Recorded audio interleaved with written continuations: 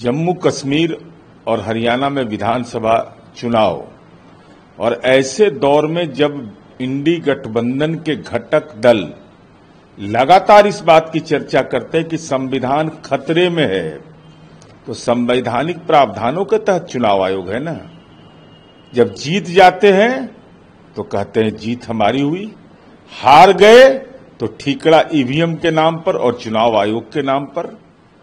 तो हम इंडी गठबंधन के घटक दल से यह जानना चाहते हैं, अरे जम्मू कश्मीर तो देश का मुकुट है, एक लंबे समय के बाद लोकतांत्रिक तरीके से चुनाव हुआ तो जनता का जो जनादेश आया उसका सम्मान कर रहे हैं। हरियाणा में दंड बैठक कर रहे थे और दंड बैठक में हालात यह है कि राष्ट्रीय जनता दल के, चूंकि यह परिवारवाद की पार्टी है, तो उसका भी दूरगामी असर हरियाणा में दिखाई पड़ रहा था और बिहार के लोगों की हकमारी करके पलायन पर भाषण देते हैं। हरियाणा से लाकर राज्यसभा का सदस्य बनाया और उसके बावजूद इनके सगे संबंधी चारों खाना चित्त हो गए। तो नजरबंद क्यों कर दिया लालू यादव को? राजनीतिक रूप से नजरबंद है। वो चुनाव प्रचार में जाते, पहचान उनकी है, तो पहचान भेज दिया। जो हरियाणा के बिहार कोटा से राज्यसभा गए, चूंकि राजकुमार तो विदेश में थे, उनके पास समय था नहीं, इसलिए राष्ट्रीय जनता दल को यह नजरिया साफ करना चाहिए कि आपकी संगति में जो जो लोग पड़े वो चुनाव में पराजित होते हैं। प्रधानमंत्री ने कहा है कि क्या नहीं साजिश की गई, लोकतंत्र को कमजोर करने की लिए साजिश की गई, आरोप लगाए गए, हरियाणा ने सबका जवाब दे दिया। हरियाणा विधानसभा उपचुनाव के दौरान जिस तरीके का आचरण विपक्ष ने पेश किया और अब भी वह कह रहे हैं, चुनाव परिणाम आने के बाद भी चुनाव आयोग पर सवाल खड़ा कर रहे हैं। तो इधर जम्मू कश्मीर में चुनाव आयोग सही है, हरियाणा में गलत है। ये तो यही बताता है कि इंडी गठबंधन के लोग पॉलिटिकली कंफ्यूज है, इसीलिए जनता बार बार इनको डिफ्यूज करती है।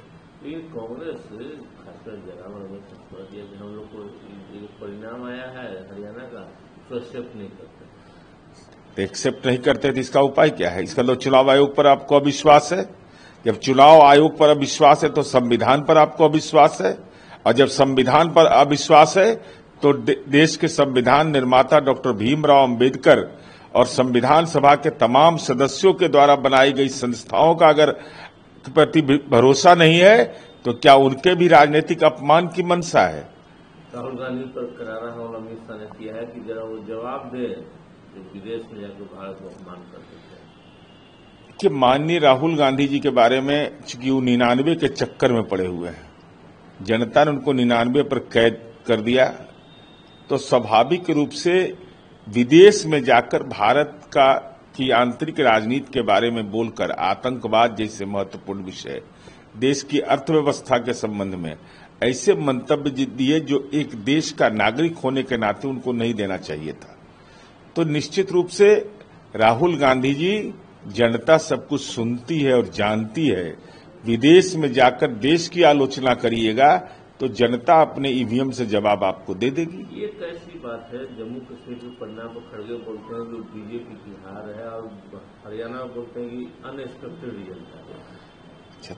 अगर जम्मू कश्मीर में भाजपा की हार केवल मान रहे हैं तो इंडी गठबंधन के घटक दल में मुफ्ती मोहम्मद सईद की पार्टी नहीं है, वहां वामपंथी पार्टियां नहीं हैं, तो घटक दलों के बीच समन्वय क्यों नहीं? और ये कैसा गठबंधन है? ये कोई यहां गिरा कोई वहां गिरा। एक उद्देश्य है कि एनडीए के खिलाफ गोलबंद करना है और दूसरी तरफ आप लड़ाई लड़ते हैं इंडी गठबंधन के घटक दल आपस में। अरे ये चुनाव परिणाम आया है, उसको स्वीकार कीजिए, मन हो तब स्वीकार करिए, नहीं मन हो तब स्वीकार करिए।